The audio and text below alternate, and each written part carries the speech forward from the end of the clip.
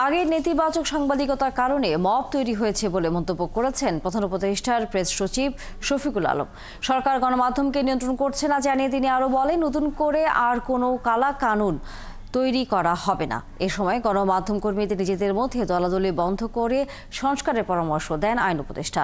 বৃহস্পতিবার সিডা মিলনায়তনে মিডিয়া সংস্কার নিয়ে এক আলোচনা সভায় এসব কথা বলেন তারা। অনুষ্ঠানে আইন উপদেষ্টা সাংবাদিক কর্মীদের একাধিক সংগঠন না করে যে কোনো একটি সংগঠন সবাইকে একসাথে থাকার পরামর্শ দেন।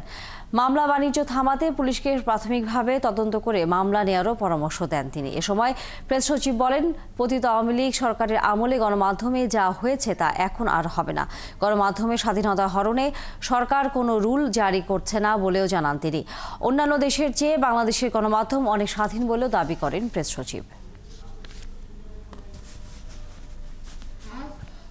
আপনি মব বলতে কি বুঝেন?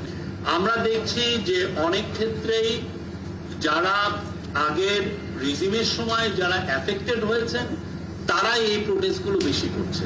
এটা সরকারের অবস্থান না, আমি আমার কথাটা বলছি যে যেই যারা এফেক্টেড হয়েছেন তারা এখন প্রেশার গ্রুপ তৈরি হচ্ছেন। তারা ভাবছেন যে তারা যে আগের অবস্থায় দেখছেন যে কোনো চেঞ্জ হচ্ছে না জার্নালিজমে। সাংবাদিকরা আপনারা তো বহু আগে, শেখ হাসিনা আসারও আগে দুই ভাগ হয়ে বসে আছেন।